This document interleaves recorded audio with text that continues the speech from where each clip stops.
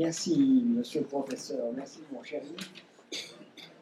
Je dois vous dire que quand le professeur Agib m'a proposé de venir faire une conférence ici, j'ai un peu hésité, j'étais intimidé.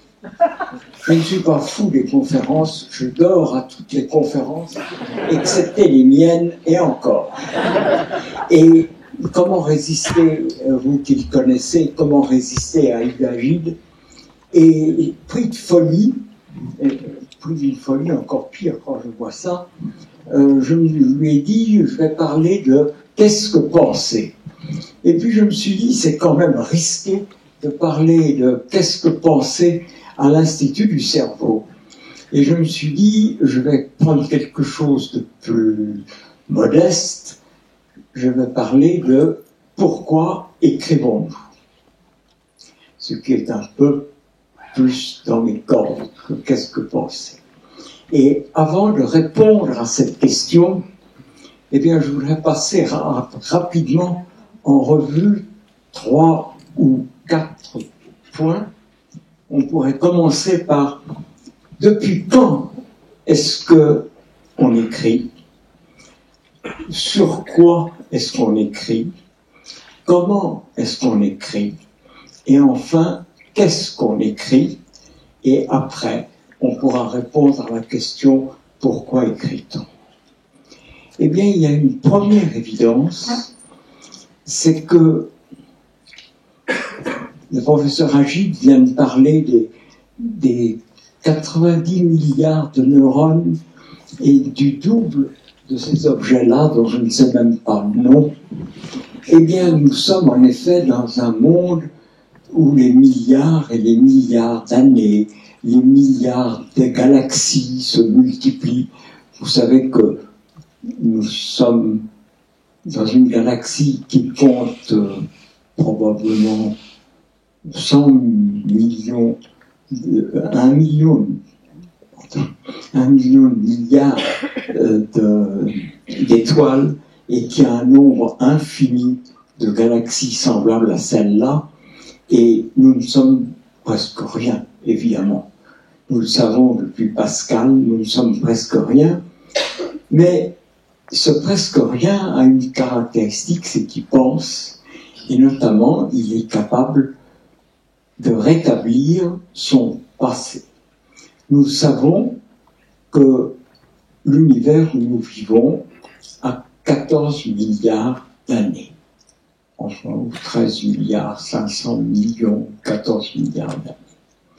Eh bien, la première évidence, c'est que nous pensons depuis relativement peu de temps et que nous écrivons depuis beaucoup moins de temps encore, et en fait, depuis très très peu de temps.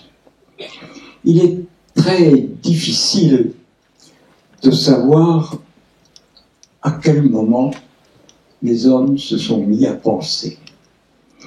J'ai souvent demandé à des linguistes quelle était la date approximative des débuts du langage. Et je n'ai jamais eu une date précise. En effet, comment peut-on fixer le début de la pensée? C'est extrêmement difficile. Ce qu'on peut dire, c'est que si l'univers a 14 milliards d'années, que, comme vous le savez, la vie en a 3 milliards et demi, eh bien, la pensée doit commencer plus ou moins obscurément entre 8 ou 9 millions d'années et 2 millions d'années, peut-être entre 7 millions et 2 millions d'années.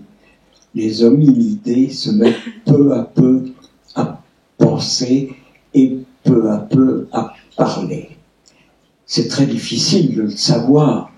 On peut imaginer que des primates pensent obscurément, des chats autour de nous pensent, des éléphants ont une forme de pensée, des formes de mémoire, des formes de crainte, des formes de peur. Alors la pensée, c'est vraiment très difficile. En revanche, l'écriture, nous savons très bien quand elle commence, et elle commence très tard. Elle commence il y a à peu près 5000 ans. C'est-à-dire 3000 ans avant le Christ. Et pour fixer les idées, on peut prendre par exemple, Homère. Eh bien, Homère est à peu près au milieu entre le début de l'écriture et nous. Entre Homère et nous, il y a 2000 ou 2800 ans, et entre Homère et le début de l'écriture, il doit y avoir quelque chose aussi comme 2800 ou 3000 ans. Et Platon est encore Platon qui vit au 5e siècle avant Jésus-Christ, est pas tellement loin de l'origine de l'écriture. Il est d'ailleurs contre. Il est contre parce qu'il pense qu'il fait à l'écriture les mêmes reproches que certains font aujourd'hui au numérique. C'est la fin de la culture. C'est la fin de la culture parce qu'à partir du moment où vous écrivez, vous ne savez plus les textes par cœur. Eh bien, ce qui a la deuxième évidence que nous pouvons établir, c'est d'abord que nous écrivons depuis très peu de temps, et ensuite que naturellement nous écrivons parce que nous pensons, mais on peut soutenir aussi que nous pensons parce que nous écrivons. Jusqu'à l'écriture, il y avait naturellement une pensée, mais elle reposait entièrement sur la mémoire, qu'aimait tellement Platon, et sur la répétition des textes. Et évidemment, l'écriture a formidablement aidé la pensée. Et on peut imaginer que, avec l'écriture, l'homme décuple ses possibilités de penser, comme il décuplera par l'électronique et le numérique ses capacités de penser à partir de ce que nous faisons nous-mêmes. Eh bien, je crois que c'est en 1984 qu'on découvre en Syrie 2 tablettes d'argile carrées, pas très grandes, et avec un trou et un vague dessin en dessous. Ces tablettes ont été datées. Elles datent du 4e millénaire, de 3000 ou 3000 et quelques. Et le trou, d'après les archéologues, représente le chiffre 10, et les dessins représentent des chèvres. Donc chaque tablette représenterait 10 chèvres, et les 2 tablettes représenteraient 20 chèvres. Vous voyez aussitôt comment naît l'écriture. L'écriture, c'est d'abord un dessin. C'est un dessin. Et ce dessin va prendre des formes très très différentes. Et ce dessin est d'abord lié à la vie matérielle. Tout le monde sait aujourd'hui que nous pensons avec notre corps. Eh bien, nous écrivons aussi avec notre corps, et c'est de la matière que sort l'esprit, c'est de la matière que sort l'écriture. L'écriture consiste d'abord à se souvenir de dates, d'objets, de moissons, d'arbres, de chèvres, et c'est les besoins de la vie quotidienne qui entraînent la nécessité de l'écriture. Je dois vous dire que la semaine dernière, littéralement, quand je commençais à penser à ce que j'allais vous dire ce soir, j'ai découvert dans la presse un article d'une revue savante, très réputée, qui s'appelle Nature, et qui présente une coquille de moule trouvée à Java à la fin du XIXe siècle, qui était là depuis longtemps, mais les chercheurs recherchent toujours d'aller plus loin. Ils ont repris cette coquille de moule, ils l'ont fait passer à un balayage, un microscope à balayage électronique. Vous savez mieux que moi ce que c'est qu'un microscope à balayage électronique. Ils l'ont traité en 3D et ils ont découvert un petit graffiti qu'on ne voit qu'à la lumière rasante sur cette coquille de moule.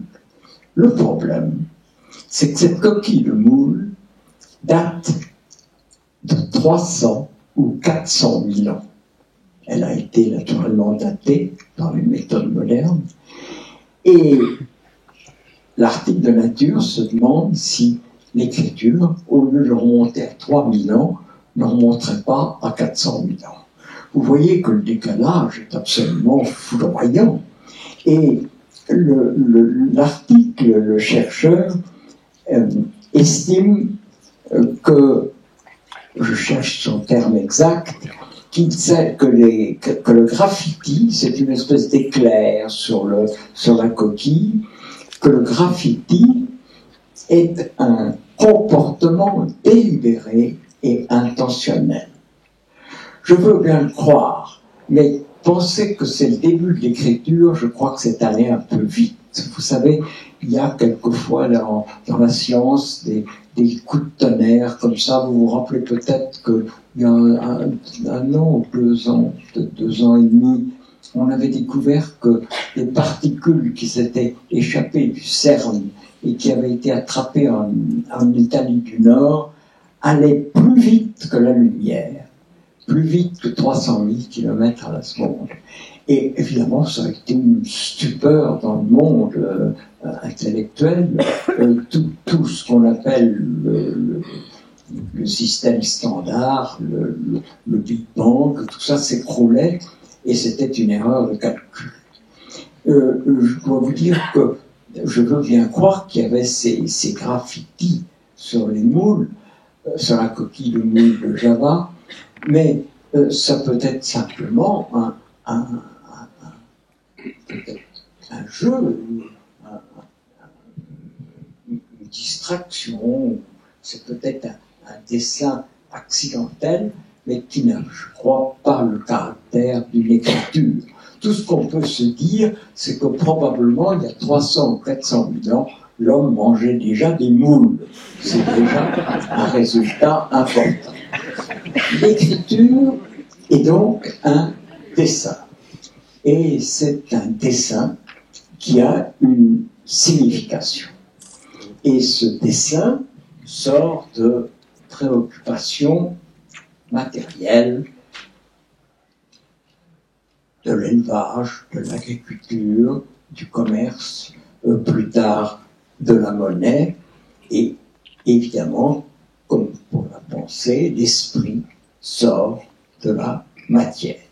Mais à peine a-t-on dit ça, qu'on se rend compte qu'à côté de cet aspect utilitaire et matériel, il y a un effort intellectuel prodigieux et dont je ne pourrais pas vous parler parce que c'est trop difficile pour moi, mais c'est le passage des encoches au phonème, le passage des pictogrammes à l'alphabet. Quel effort intellectuel stupéfiant dans ces débuts d'écriture pour passer de quelques dessins qui représentent très facilement un objet matériel, peut-être même un ensemble d'objets matériels, passer de là au phonème et à l'alphabet, c'est un effort intellectuel absolument stupéfiant et sur lequel je passerai vite parce que c'est très difficile. La linguistique est une science très très difficile. J'ai toujours eu plus de mal à lire Saussure ou Chomsky plus mal que, comme je disais, Heidegger. C'est plus difficile. Tout ce que nous pouvons dire, c'est que après ces objets matériels, après ces chèvres ou ces arbres ou ces dates qui sont marquées sur les pierres, l'écriture va s'élever de plus en plus vers des thèmes plus intellectuels, quelquefois sentimentaux, quelquefois idéologiques, et on finira par noter des couleurs, par noter des sons, par noter des structures dissipatives chères à Prigogine. L'écriture peut se développer absolument sur tous les domaines et aller très loin de ses débuts commerciaux et calculateurs, liés naturellement très vite à la monnaie, pour s'élever jusqu'aux problèmes les plus abstraits. Et en effet, l'écriture va devenir le support de la pensée. Alors, sur quoi? Passons vite sur 3 ou 4 questions. Sur quoi est-ce qu'on écrit? Eh bien, nous avons vu qu'on écrivait d'abord sur l'argile, on a écrit sur le bois, on a écrit sur des pierres et on a écrit sur des peaux. Et les tablettes assyriennes, c'est de l'argile. Vers 1500 ou 1200 avant Jésus-Christ, vous trouvez au contraire non plus des petits objets, mais des énormes monuments, comme les monuments assyriens, et qui ont quelquefois des 6 mètres carrés d'écriture. Et nous connaissons tous ces écritures en Égypte ou en Chine, sur de grands monuments. Et quel matériel est-ce que l'écriture utilise? Eh bien, tout le monde sait qu'elle va utiliser, après le bois, la pierre, l'argile, elle va utiliser le papyrus en Égypte. Le papyrus, c'est une espèce de roseau.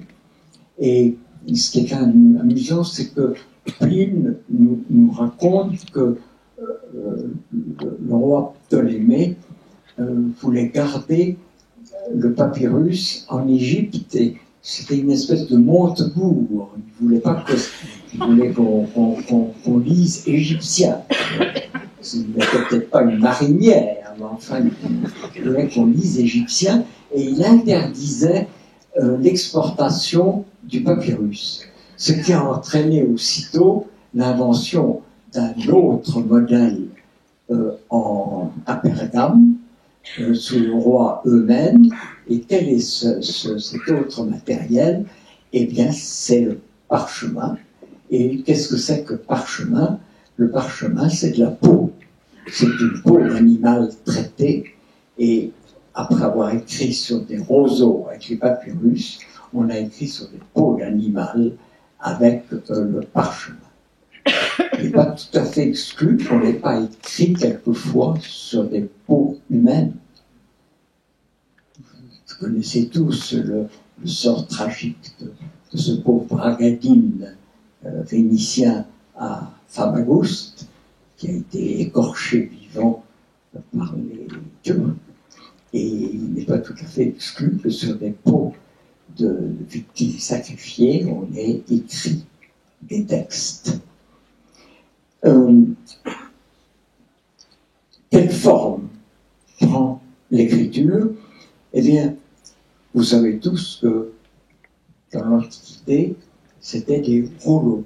Et ces rouleaux étaient évidemment très peu commodes, parce que pour revenir en arrière d'une lecture, c'était très difficile.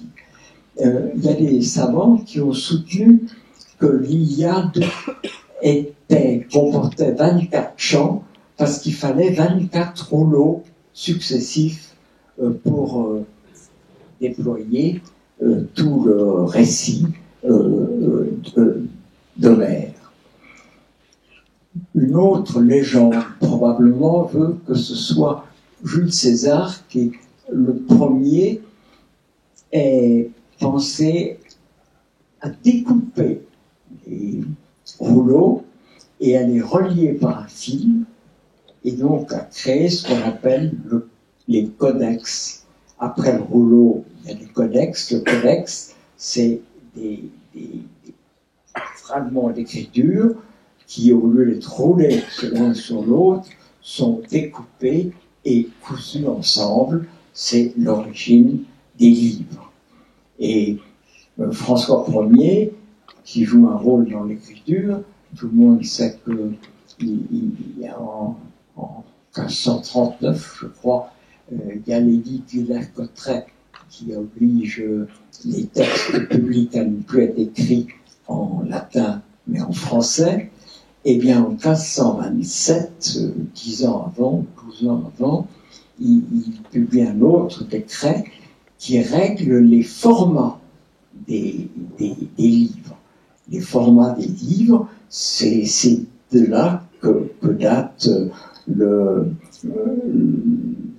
quand un parchemin est plié une fois, c'est un folio. Quand il est plié 2 fois, c'est un quarto. Quand il est plié encore une fois, c'est un octavo.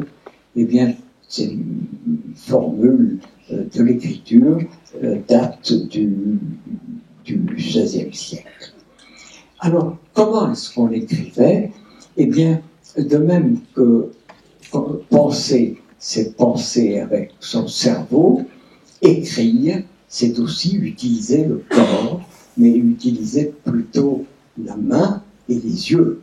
C'est les yeux et la main qui sont les instruments de l'écriture. À l'origine de l'écriture, vous savez que les phrases n'étaient pas séparées les unes des autres. Vous le voyez encore sur toutes les inscriptions grecques ou romaines. Les majuscules ou les minuscules sont indifféremment utilisés. Il n'y a pas de coupure entre les mots. L'orthographe n'existe pratiquement pas.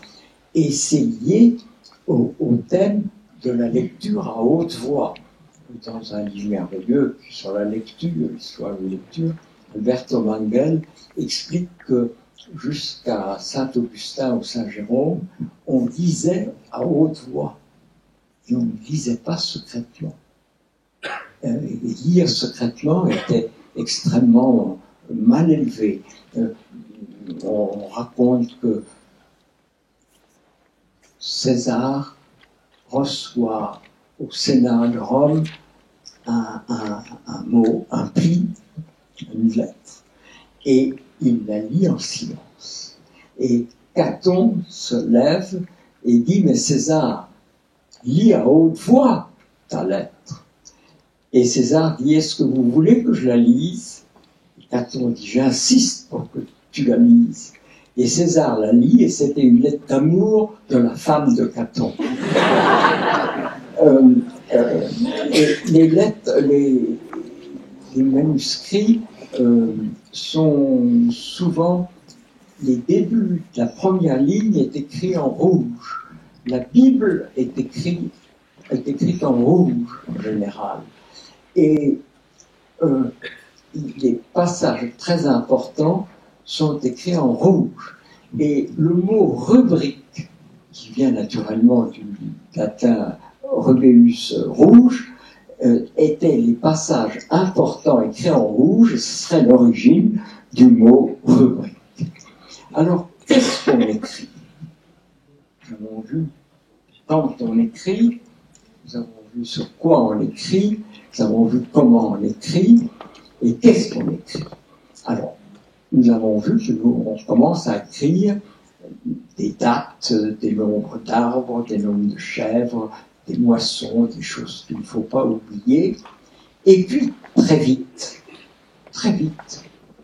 il y a quelque chose d'autre qui surgit très vite. Enfin, il faut quand même laisser passer 1000 ans, quelque chose comme 1000 ans. Qu'est-ce que c'est que 1000 ans? Presque rien. Et qu'est-ce qui arrive? Eh bien, c'est l'au-delà qui arrive. D'une certaine façon, Dieu. Et avant Dieu, la magie, la crainte de la mort, tous ces grands textes, dont le plus ancien, un des plus anciens, s'appelle Gilgamesh. Gilgamesh est une épopée mésopotamienne très ancienne, et avec des personnages merveilleux. Il y a Gilgamesh et son ami qui partent, et l'ami est tué, et Gilgamesh essaye de savoir ce que c'est que ce pays des morts, et alors il s'enfonce, le voyage lié à l'idée de la mort, et tout ça est écrit, naturellement, et il tombe sur un personnage merveilleux qui est un premier personnage de roman. Gilgamesh est encore un personnage d'épopée, et il tombe sur une cantinière des confins du monde. Et cette cantinière des confins du monde m'a toujours paru le premier personnage de roman.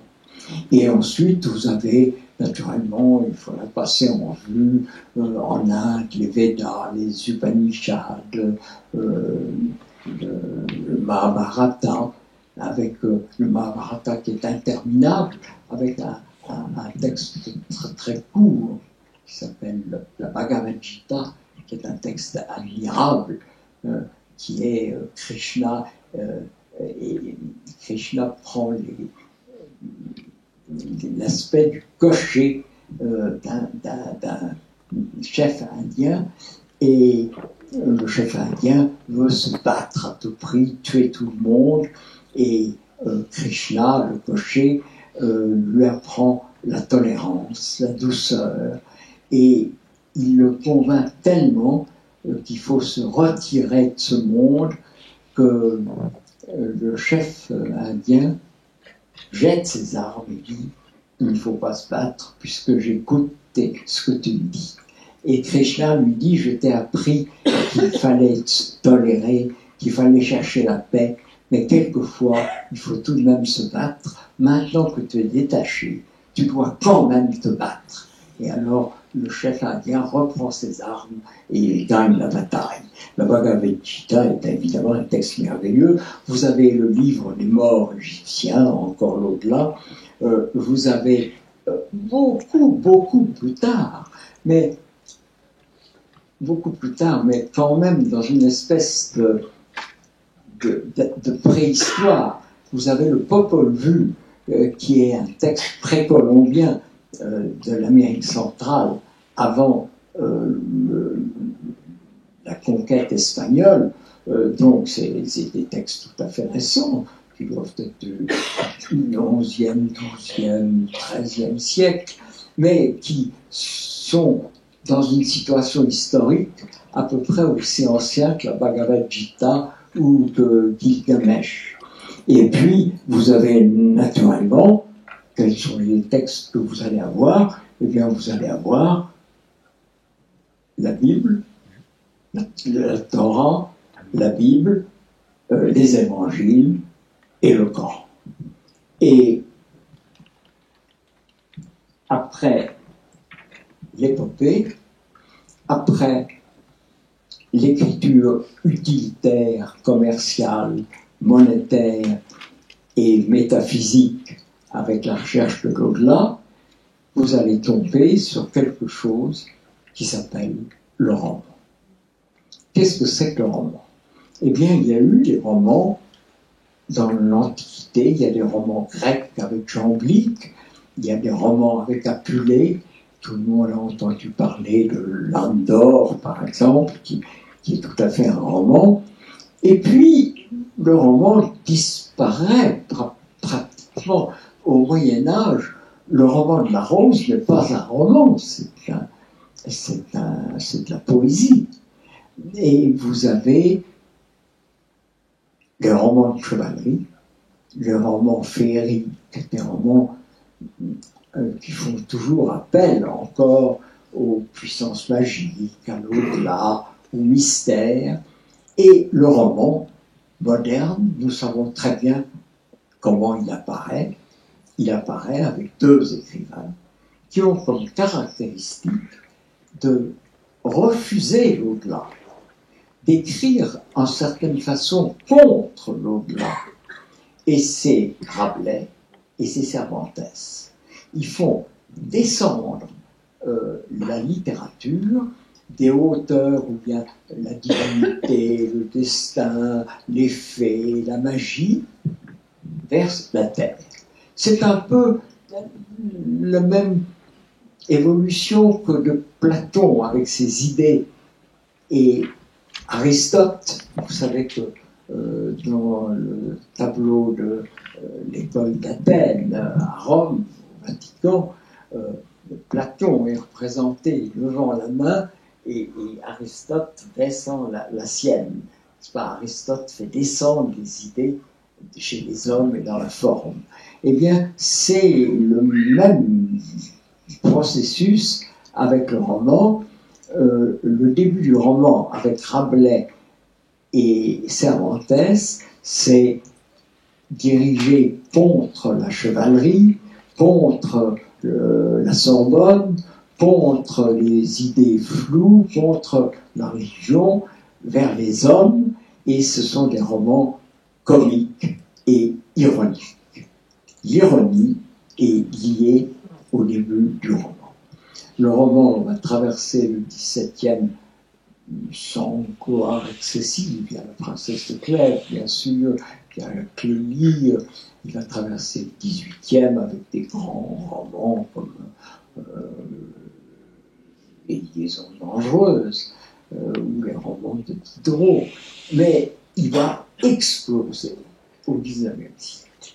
Et ce qui est intéressant au XIXe siècle, c'est que le roman va tout envahir, naturellement, avec Balzac, Flaubert, Stendhal, Tolstoï, Dostoïevski, Dickens.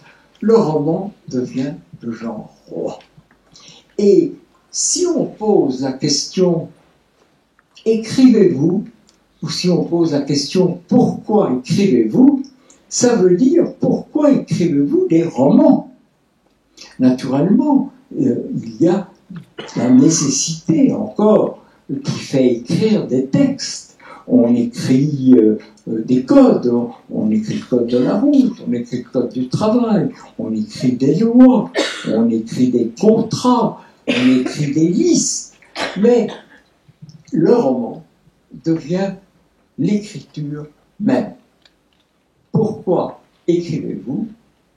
Dans le style d'aujourd'hui, c'est pourquoi écrivez-vous des romans. Et il semble que ce qu'on peut dire, c'est que ce roman qui a tout envahi, vous savez qu'à partir d'Aragon, Aragon écrit un livre sur Matisse et il l'appelle Matisse roman. On m'a beaucoup reproché, je ne me compare pas à Aragon, on m'a beaucoup reproché moi-même d'appeler roman des livres sur l'univers, qui sont évidemment à la limite du roman, encore que l'univers, comme l'écriture, soit un fabuleux roman. Mais le roman, c'est le genre roi, et tout devient roman. Alors, qu'est-ce qui fait écrire des romans? Eh bien, je dirais que tous les péchés capitaux sont réunis pour écrire des romans. On écrit des romans par colère, on écrit des romans par gourmandise. Je crois que le professeur Agile m'a dit que Orsenna avait ici parler de la gourmandise. Eh bien, il y a beaucoup de livres sur la gourmandise. On écrit des romans par vanité, certainement. On écrit des romans pour plaire à une fille ou pour la quitter. Voilà des exemples récents assez forts à cet égard. On écrit des romans par avarice. il y a eu une célèbre enquête surréaliste, je pense vers la fin des années 20, probablement des années 20, tout début, ou début des années 30. Les surréalistes, comme vous savez, détestaient le roman, et ils avaient posé comme question « Pourquoi écrivez-vous » Et tous ceux qui répondaient pour laisser un message, pour trouver la vérité, tout ça a été jeté au panier. Ils avaient gardé quelques réponses. Ils avaient gardé la réponse de Drieux-La Rochelle, qui est une merveille de cynisme. J'écris pour devenir riche et célèbre. C'est risqué. Si on voulait devenir riche, je ne suis pas tout à fait sûr que je ne vous conseille pas plutôt de faire du football plutôt que de l'écriture.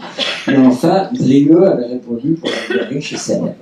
Valéry, les surréalistes aimaient beaucoup Valéry, c'était le seul écrivain qui supportait, parce que Valéry détestait le roman. Vous savez que sa définition du roman par Valéry, la marquise sortit à 5 heures. Pour Valéry, le roman c'était tout à fait inintéressant. Et il avait répondu avec une grande habileté à la question « Pourquoi écrivez-vous » Il avait répondu « Par distraction », ce qui était assez bien. Vous avez la réponse plus tard, 20 ou 30 ans ou 40 ans plus tard, vous avez la réponse assez célèbre de Borges. « Je n'écris ni pour moi, ni pour la foule, j'écris pour quelques amis et pour adoucir le cours du temps. » C'est une assez jolie réponse. On peut aussi dire qu'on écrit pour se souvenir, qu'on écrit pour oublier. On peut dire qu'on écrit pour changer peut-être un chagrin en bonheur avec l'aide de la syntaxe. On peut dire qu'on écrit pour ne pas mourir de honte et pour laisser une trace de son passage dans ce monde. On peut trouver 20 raisons, 40 raisons d'écrire.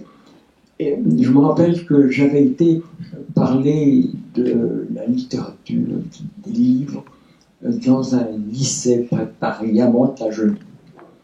Et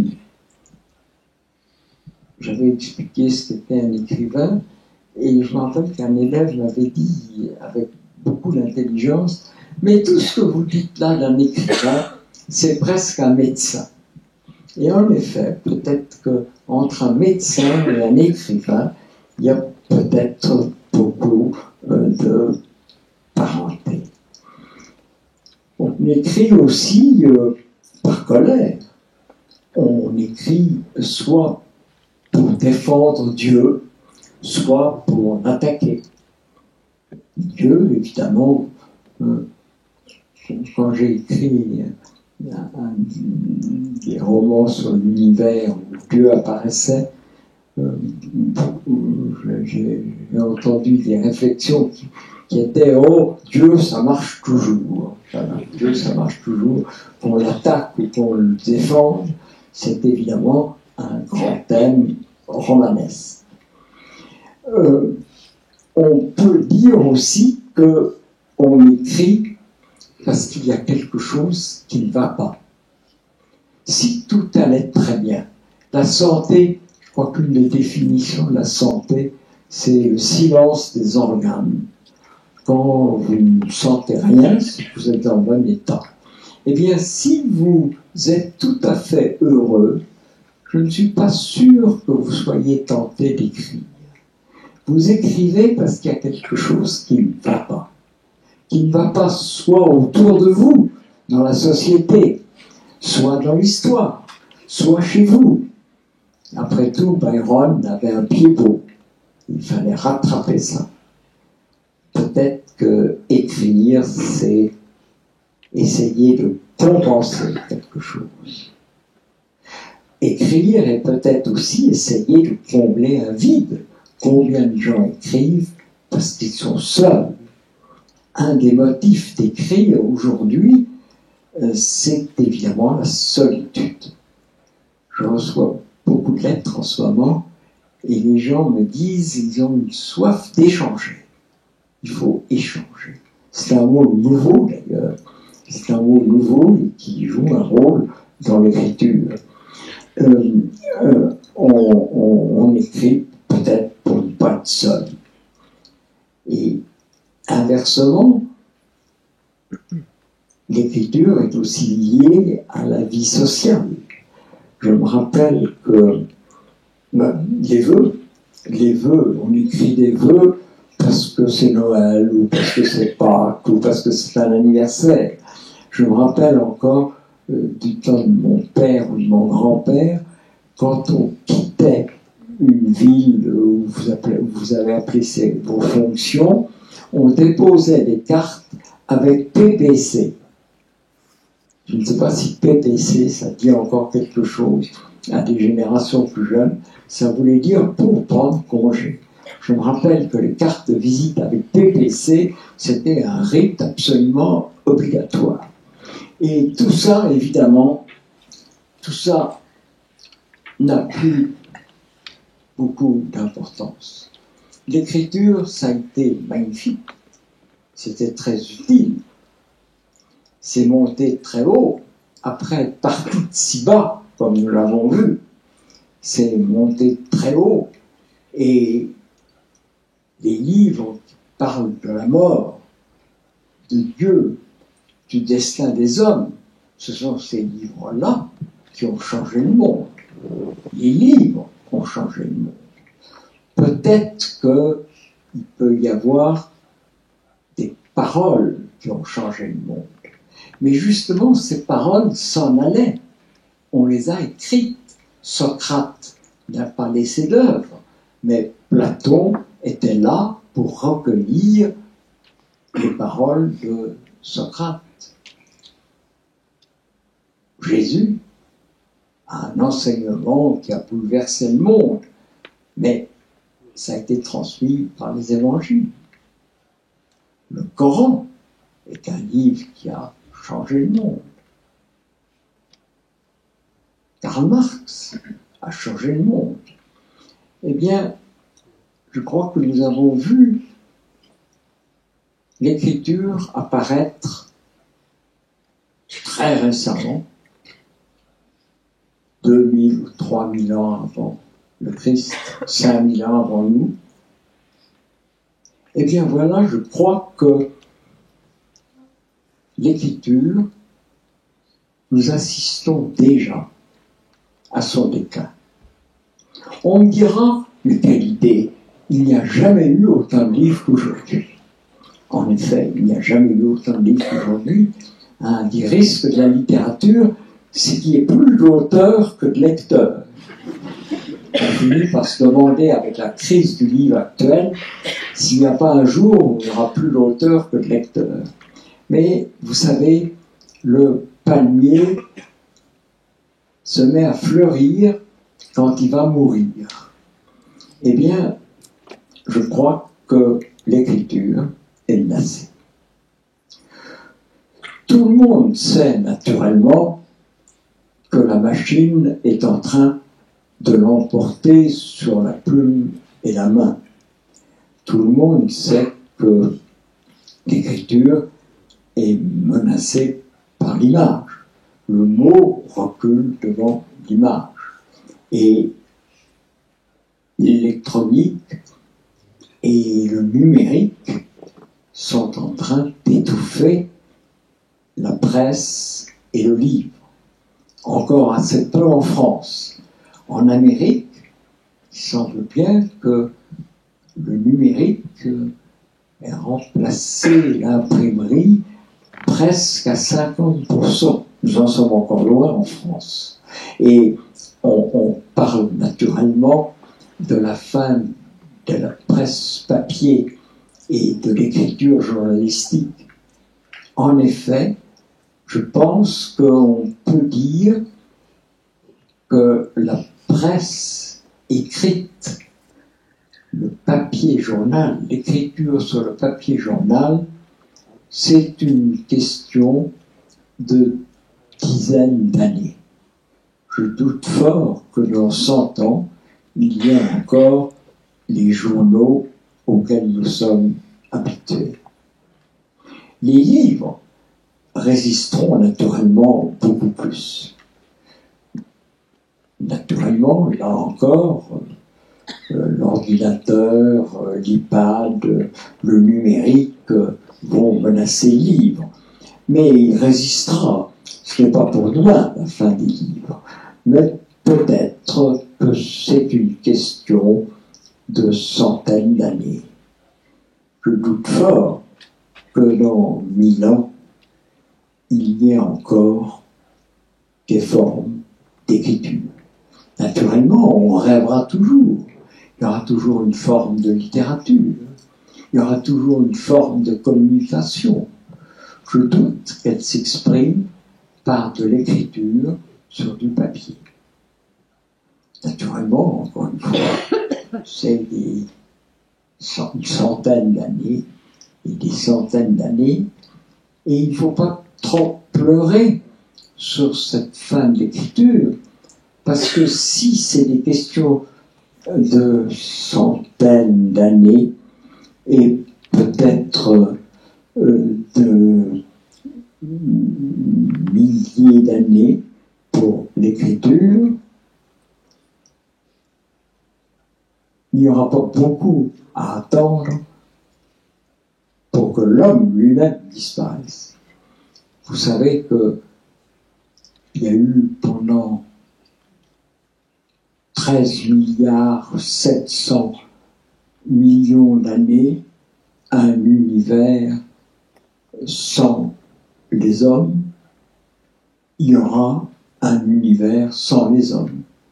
Naturellement, dans des millions d'années, il y a un imbécile comme moi qui fait une conférence dans une salle et il dit le soleil est à la moitié de sa course. Le soleil apparaît il y a 5 milliards d'années, il en a encore pour 5 milliards d'années. À ce moment-là, au 4e rang, il y a une jeune femme qui s'évanouit. Alors on la tapote, on lui apporte un peu de verre, un peu d'eau, et on lui dit « Mais qu'est-ce qui se passe ?» Elle dit « Comment, vous n'avez pas entendu ce qu'on vient de dire ?» Qu'est-ce qu'on vient de dire? On vient de dire que dans 5 millions d'années, il n'y aura plus de soleil. On lui dit « Mais non, c'est pas 5 millions d'années, 5 milliards d'années. » « Oh, bon, dit-elle, j'avais entendu 5 millions. » Alors, 5 millions ou 5 milliards, ce qui est sûr, c'est que les hommes disparaîtront. Les dinosaures ont disparu. Ils étaient beaucoup plus puissants physiquement que les hommes. Il est hors de doute que les hommes disparaîtront. Mais il ne faut pas non plus trop pleurer là-dessus, parce que s'il s'agit de centaines d'années pour les journaux, de milliers d'années pour les livres, de millions d'années pour les hommes, eh bien, dans quelques milliards d'années, 10, 20, 100, 300, 600, personne ne le sait, mais la science le sait. La science sait que l'univers va disparaître. Ce qu'elle ne sait pas, c'est comment il va disparaître. Si l'expansion de l'univers se poursuit comme elle a commencé, eh bien, cette fin de l'univers se produira dans un froid glacial, atroce. Et c'est la solution qui est la plus retenue par les scientifiques aujourd'hui, je crois. Mais si inversement, il y a un renversement et que l'expansion de l'univers se renverse en une régression de l'univers, alors il y aura à la fin de cet univers ce qu'on a appelé le Big Crunch, qui pourrait être le Big Bang d'un autre univers. Mais d'une façon ou d'une autre, cet univers se terminera dans des milliards et des milliards d'années. Eh bien, l'écriture aura été une jolie aventure, très brève, extraordinairement brève, dans la grande épopée de cet univers qui est si vieux et qui disparaîtra un jour. Merci beaucoup.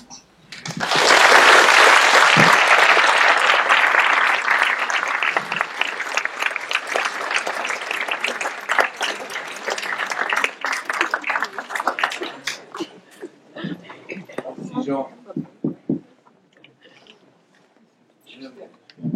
J'ai pas dit trop de conneries. Vous avez du talent. Quel talent? Alors écoutez, vous savez que tout à l'heure on aura un petit cocktail, mais on a quand même largement le temps de poser des questions et les premières questions sont bonnes. Je trouve que si vous posez des questions, je vous propose de poser des questions brèves quand même, pas trop d'extension, et puis Jean essaiera de répondre avec le talent qui est le sien. Donc il faut commencer.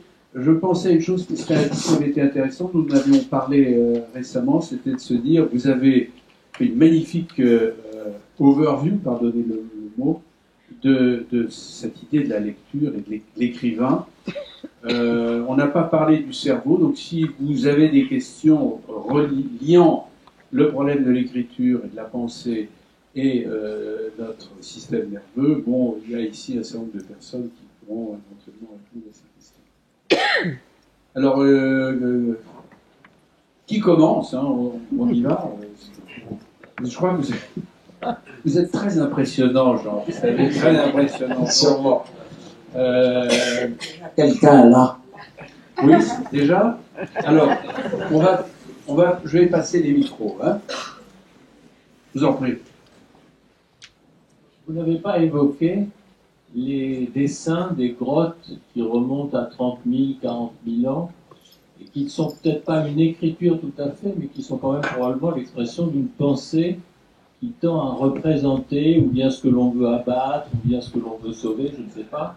Donc c'est quand même déjà une amorce d'écriture. Bien sûr, vous avez tout à fait raison. J'ai dit, je crois, à un moment quelconque que l'écriture était un dessin. Eh bien, il y a des témoignages de la pensée et des passions et des craintes et des espérances des hommes avec toutes ces fresques préhistoriques qui sont une forme d'écriture, en effet, qui sont l'écriture la plus primitive et la plus haute en même temps. C'est déjà à la fois tout à fait matériel, il n'y a aucune abstraction, et en même temps, c'est évidemment des préoccupations magiques. L'au-delà est sûrement très présent dans ces peintures rupestres qui sont très très nombreuses et très anciennes. Je pose une question que j'ai toujours voulu vous poser. Vous êtes un grand écrivain, vous avez été un grand journaliste. Comment faites-vous? Est-ce qu'il s'est passé quelque chose pour vous entre le travail journaliste et le travail de l'écrivain? Oh mon chéri, ça c'est une question qu'il ne fallait pas me poser parce que on va passer. Il est 7 heures, je peux vous tenir sur journalisme et littérature, mal s'il le sait, je peux vous tenir pendant 1h30. Il y a évidemment, entre littérature et journalisme, il y a une parenté évidente. La parenté évidente, c'est que Hérodote, qui est un grand écrivain, est une espèce d'envoyé spécial des Grecs en Égypte. Xénophon est un correspondant de guerre. Il combat en Perse avec Cyrus contre son frère et il fait une retraite avec 10 000 hommes qui s'appelle la retraite des 10 000, en grec l'anabase, et avec ses carnets de correspondants, il va faire une œuvre littéraire magnifique. Voltaire est pas fameux comme poète, pas fameux comme philosophe. Il écrit des merveilleuses nouvelles et c'est un journaliste génie. Il y a un autre journaliste génie, si au moins vous retenez une chose de cette soirée, essayez de lire un petit livre de poche de Hugo qui s'appelle « Choses vues ». Ce sont des reportages de Victor Hugo. Il y a la mort de Balzac, il y a la mort de Chateaubriand, il y a les premières affaires. L'affaire Test et Cuvière, c'est presque déjà l'affaire Cahuzac. Victor Hugo est un journaliste magnifique.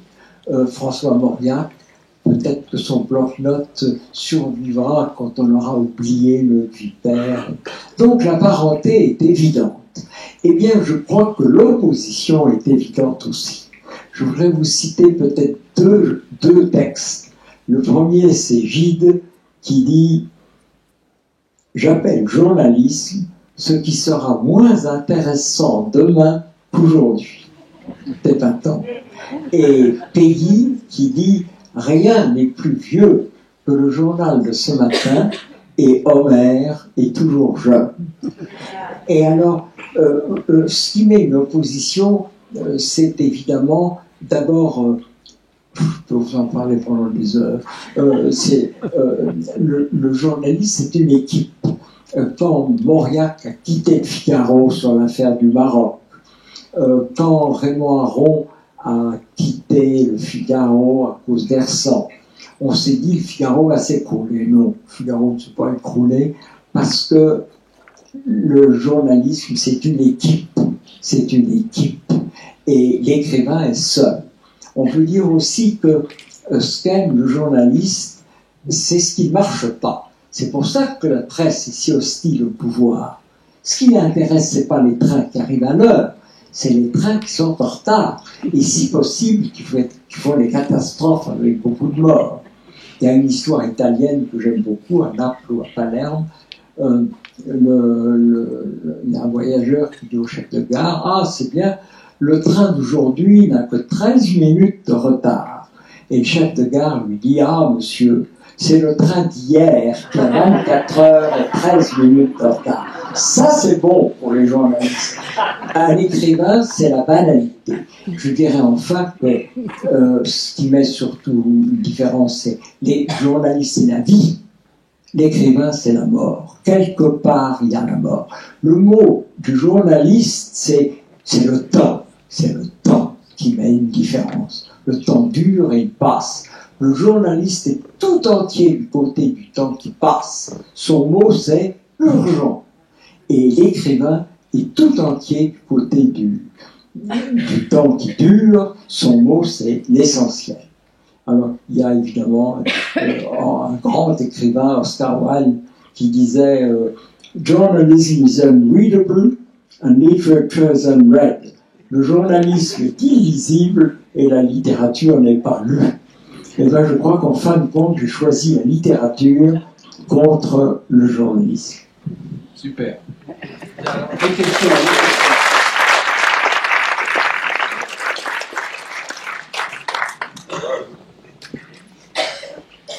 D'abord. J'ai le souvenir lors d'une précédente conférence. Parlez bien dans le micro, s'il vous plaît. J'ai le souvenir lors d'une précédente conférence que vous aviez indiqué que certains musiciens ou certains manuels développaient leur cerveau d'une façon importante par rapport à la compétence qu'ils avaient développée. Je voulais savoir si les scientifiques avaient pu observer l'évolution du cerveau de la même façon dans la période historique d'évolution de l'écriture. La question, je vais y répondre peut-être, oula, c'est très fort. Il faudrait qu'on augmente le... On n'entend pas bien, il faudrait qu'on augmente... L'idée, c'est de savoir si au cours de cette évolution d'écriture que vous avez décrite, qu'en était-il du cerveau? Est-ce que le cerveau s'est modifié? Est-ce que vous savez répondre à ça? Ou est-ce que le cerveau s'est modifié au cours du temps? Alors, c'est bien intéressant, c'est vous qui allez répondre, parce que moi, je ne sais pas. Moi, il me semble que tout se modifie. Je ne sais pas si le cerveau se modifie. Moi, je suis persuadé que oui, mais je suis ignorant. Je crois qu'il n'y a qu'une seule chose. Tout se modifie parce que tout est emporté par le temps. Et qu'il y a une seule chose qui ne se modifie pas. Vous savez que l'espace se modifie considérablement. L'espace, c'est... Il n'y a pas d'espace. Au Big Bang, il n'y a pas d'espace. Il n'y a pas d'espace. Et le temps, c'est la seule chose probablement, c'est ce qui emporte tout, c'est peut-être la seule chose qui ne se modifie pas. Mais le cerveau, j'imagine, qu'il se modifie. Alors Jean, si vous me permettez, je vais essayer de répondre brièvement, parce que je n'ai pas le talent de Jean, en deux mots. Premièrement, au cours du développement, le cerveau se développe de manière considérable puisqu'il fait 25% de son poids à la naissance, pour arriver à 18 ans, à l'âge adulte. Donc ça veut dire que pendant 18 ans, vous avez des modifications formidables, des connexions nerveuses, des réarrangements permanents, qui d'ailleurs se poursuivent après, mais plus en plateau. Alors au cours du temps, on sait effectivement que le cerveau s'est modifié, de même que la taille a augmenté, etc. Par exemple, je vais vous donner aussi, je vais répondre d'une autre manière. Par exemple, chez le néandertalien, le cerveau pesait 1400 grammes, un peu plus, même 1600 grammes, chose que c'est-à-dire plus qu'aujourd'hui. Alors que chez Homo habilis, c'était 300 grammes. Mais il y a aussi une variabilité qui est très intéressante. Par exemple, le cerveau d'Anatole France, dont on pensait, vous savez que c'était un homme d'une intelligence absolument prodigieuse, à l'autopsie faisait 700 grammes, alors que le poids normal du cerveau, j'ai une question que je pose souvent, vous le savez, un peu moins de 3 livres, hein, c'est 1350 grammes chez l'homme, alors je fais l'astuce habituelle toujours, et chez la femme, 50 grammes de moins. Alors à ce moment-là, évidemment, ça n'a rien à voir avec l'intelligence, c'est proportionnel à la taille. Mais le cerveau de Byron, comme vous savez, le cerveau de Byron faisait 2,2 kg. Hein, il avait probablement une très grosse tête, donc c'est très variable. Et pour vous donner une idée, alors je vais raconter un peu ce qu'on fait à l'ICN, dans notre groupe, on a fait des atlas de toutes les structures cérébrales intérieures de manière minutieuse, presque à l'échelle des cellules, pour les mettre sur l'IRM de quelqu'un. Autrement dit, on a une sorte d'ABAC, et par des moyens informatiques, on adapte cet ABAC, cette construction anatomique en 3 dimensions du cerveau type, prototype, sur votre cerveau, chère madame, qui a les cerveaux, c'est comme les nez ou les oreilles, ça a des formes légèrement différentes, donc on les adapte à ça. Donc, il y a une énorme variabilité. Enfin, dernier point, c'est ce que je disais au début, c'est-à-dire qu'en effet, dans le cerveau, vous avez en permanence, contrairement à ce qu'on croit, c'est pas un ordinateur fixe, les terminaisons nerveuses se réarrangent en permanence, ce qui d'ailleurs nous permet d'apprendre et de se souvenir. En 2 mots, mais si vous voulez, moi je peux parler aussi au moins 1h30 sur ce sujet. Autre question alors? Oui, l'écriture de. Vous avez évoqué donc l'écriture ici. Là, oui, voilà. Je sais pas, excusez-moi, c'est comme dans Fédo. Vous savez, comment veux-tu que je t'entende? Tu es à contre-jour. Nous nous sommes trouvés. Vous avez évoqué l'écriture du journaliste, l'écriture de l'écrivain, l'écriture numérique pour vous, les SMS, les mails, les réseaux sociaux, les smileys qu'on s'envoie. Est-ce que c'est un retour en arrière ou un bond en avant? J'ai également une question pour le professeur Agile. Est-ce que l'écriture numérique modifie ou modifiera la taille et l'évolution du cerveau? Alors je vais répondre, je vais laisser le professeur répondre à la fin de votre question. Je vais répondre au début. Est-ce que c'est en avant ou en arrière? Je ne suis pas de gauche. Je crois qu'on me considère plutôt comme ma droite. Eh bien, il y a une chose que je ne supporte pas, c'est l'idée « c'était mieux avant ». Eh bien, je crois que ce n'était pas mieux avant. Je crois que si je suis de droite, il y a quand même 2 choses qui ne sont pas, chez moi, caractéristiques de la droite. La première, c'est que je crois fondamentalement à l'égalité des gens. Je crois à l'égalité. J'en viens à me demander quelquefois s'il y a des gens plus intelligents que d'autres. J'en suis pas sûr. Je pense qu'il y a des gens qui ont développé quelque chose, des gens qui ont de la chance, Je sais bien qu'il y a des gens qui courent plus vite que d'autres. Je sais bien qu'il y en a qui apprennent le chinois plus facilement que d'autres. Mais tout de même, je crois qu'il y a une égalité fondamentale. Ça vient d'un grand révolutionnaire, n'est-ce pas, le seul révolutionnaire, qui est Jésus, qui a découvert que l'esclave était la même chose que le roi. Et quand on me dit c'était mieux avant, vous savez, si j'ai été assez malade l'année dernière, si j'avais été malade 30 ans plus tôt, eh bien je ne serais pas là pour vous parler, je serais mort. C'est donc que c'était mieux avant, non. C'est vrai que les choses vont changer. Vous avez posé le problème de l'orthographe. on s'agite beaucoup sur l'orthographe à l'Académie. Évidemment que l'orthographe, elle est, disons les choses comme elles sont, elle est condamnée. Elle est condamnée par le numérique. Parce que dans le numérique, il y a deux choses qu'on va quand même regretter, bien que je ne regrette pas ce qui est avant. Il y a deux choses qu'on va regretter. L'orthographe, évidemment, elle est condamnée.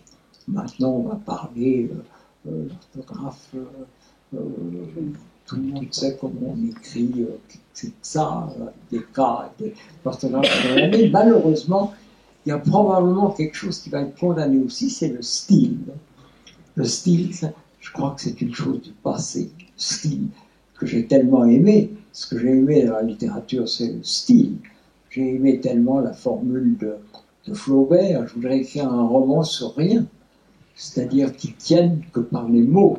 Ce qu'a fait Aragon avec le paysan de Paris. Qu'est-ce qui se passe dans le paysan de Paris? Rien. Absolument rien. Un type qui se promène dans Paris. Et ça tient formidablement à cause du style. Eh bien, je crains que le numérique ne tue l'orthographe et le style. Deuxième réponse. Bon. Magnifique réponse. En deux mots, ça serait long d'en parler, mais je me demandais s'il ne serait pas intéressant, Jean, pour répondre à la question de monsieur, de dire qu'est-ce qui se passe dans notre cerveau quand on lit, de manière simplifiée.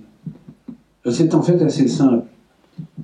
Dans le cerveau, on voit avec la partie postérieure du cerveau, dans le cortex occipital. C'est assez compliqué, mais on voit quelque chose, je vois votre visage, il s'imprime sur ma rétine, et ça passe dans des couches successives de ce cortex occipital. Donc quand je lis des lettres, ou quand je vois des images, elles sont imprimées là-dedans. On peut même le reconnaître de manière extrêmement précise avec ces IRL fonctionnels qui sont en bas. Maintenant, ça c'est la vision.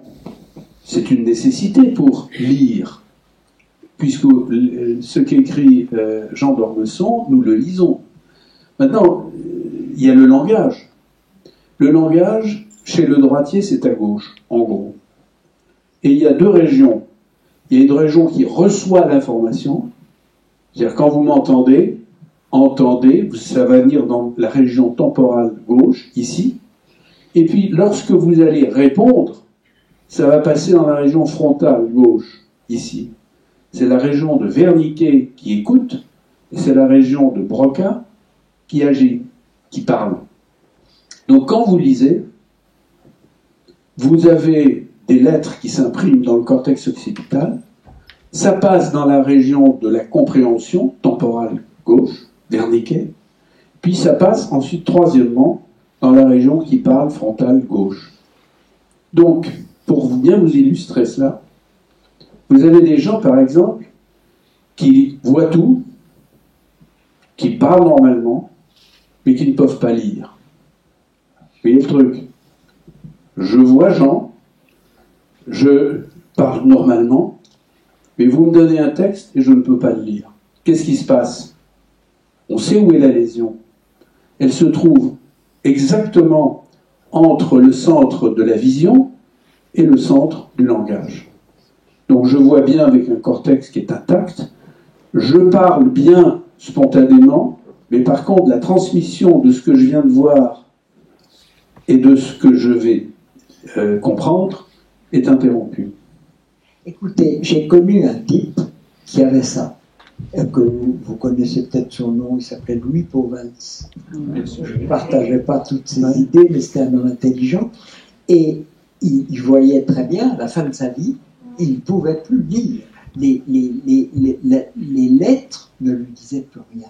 Il m'envoyait des lettres en disant « Je t'écris, je peux écrire, je ne peux pas me relire ». Il ne pouvait pas lire. Et puis, l'autre chose que je l'avais dans mes notes, j'ai laissé tomber les choses pour ne pas être trop long, vous parlez de ces difficultés, on vient de très loin. À l'époque d'Aristote ou d'Épicure, on ne savait même pas dans quel sens allait est-ce que le rayon allait du livre à l'œil ou de l'œil au livre. Aristote pensait que ça venait de l'œil, que c'était comme un faisceau, comme une une antenne qui a les choses. Et c'est assez tard qu'on a compris que c'était l'autre sens. Bien, autre question. Donc, madame avait...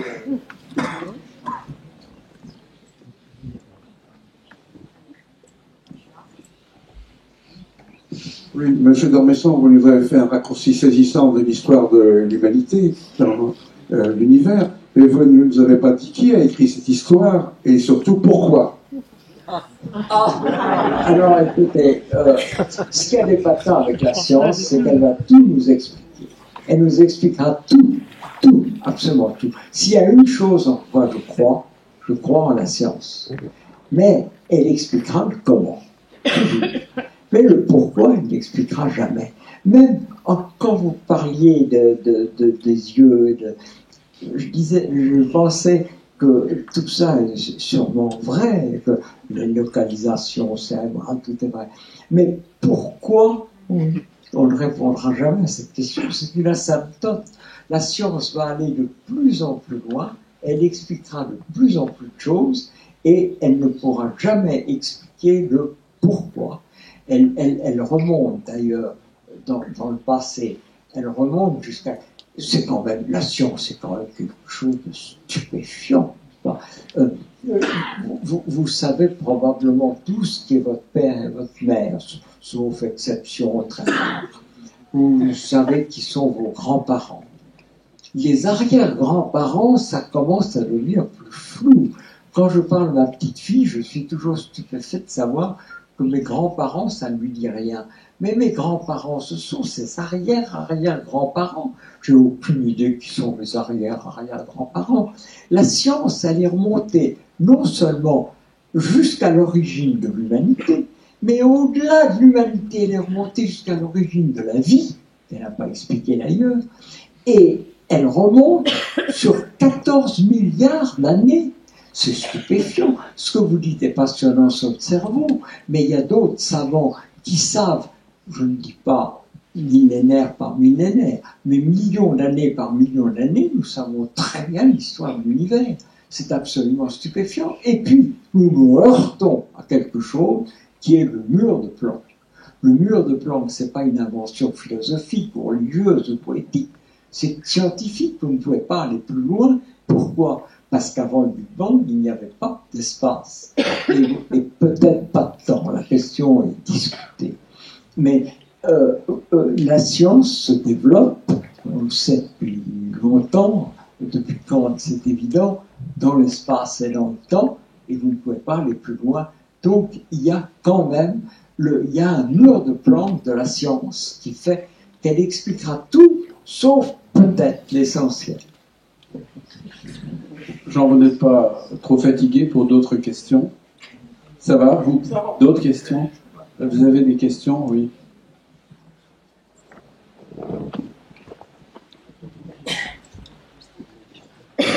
C'est une question pour vous. Vous nous avez expliqué la lecture. Vous nous avez expliqué la lecture par rapport au cerveau. J'aimerais que vous nous expliquiez l'écriture. Parce que j'ai pu vivre ça avec un membre de ma famille, c'est de voir l'écriture de quelqu'un qui était complètement régulière et la voir se dégrader terriblement. C'est vraiment une question de physiopathologie de l'écriture, une des fonctions mentales les plus importantes. Ça m'embête d'en parler maintenant. Je vous propose, on en parlera après, parce que je voudrais qu'on profite de la présence de Jean vraiment pour lui poser des questions. Mais jamais, on se retrouve tout à l'heure, je vous dirai le peu de choses que je sais sur ce sujet. Mais vous avez d'autres questions? Alors, vous n'avez pas de questions? Ça, par exemple, Jean, ça m'étonnerait, ça. Le professeur Jean Fégé. Non, je me permettrais juste, vous avez cité Chose lue de Victor Hugo, qui effectivement est quelque chose d'assez extraordinaire, et pour rattraper, relié au cerveau, il y a ce qu'il raconte sur la mort de Talleyrand, et pour une raison qui m'échappe, on avait enlevé son cerveau, prélevé son cerveau. On avait jeté aux ordures. Voilà. Et il est parti dans les égouts, un valet quelconque, ne sait pas de... Chouf. Voilà. Évidemment, c'est magnifique parce que le cerveau de Talleyrand était probablement un des hommes les plus intelligents qu'on puisse imaginer. et son cerveau, bon, c'était rien. Il y a une autre histoire assez belle avec Talleyrand. Je crois que quand il meurt, je crois que le roi vient à son chevet, il lui dit « Est-ce que vous souffrez beaucoup ?» Et Talleyrand dit « Comme un damné, sire. » Et le roi répond « Déjà. » Je ne sais pas si c'est vrai. Vous avez d'autres questions? S'il n'y a pas d'autres questions, je vous propose de remercier Jean d'Ormesson, vraiment, qui a pris la peine.